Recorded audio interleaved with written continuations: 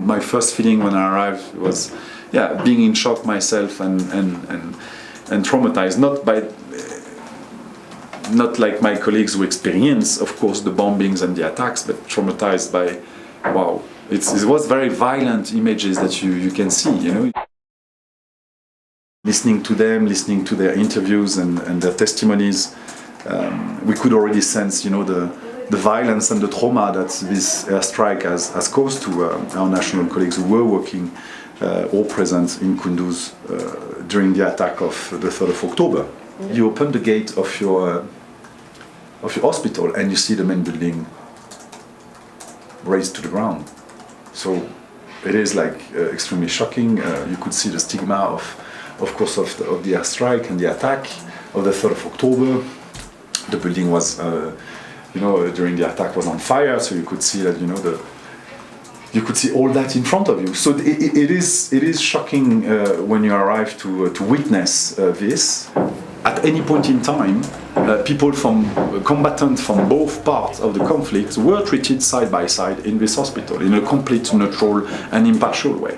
We are outraged, and this is enough. This can't happen again. This has to stop. Those practices has to stop. It is not okay to bomb civilians, medical staff and patients. This is not okay. This never has been okay. It will never be okay. Whoever does it. It is not okay.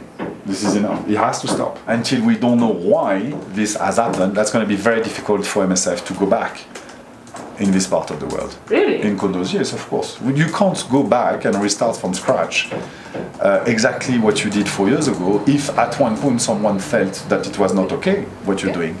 So we need to understand why this has happened and having the guarantee that this won't happen again. Otherwise, this is meaningless to go back and put again your staff and the patient at risk. People should not see that something that just happened for an hour of bombardment of an hospital and say, okay, by the way, we're going to rebuild, we're going to reconstruct, and we're going to restart exactly the way we did. I will never forget, a certain number of things that has happened during my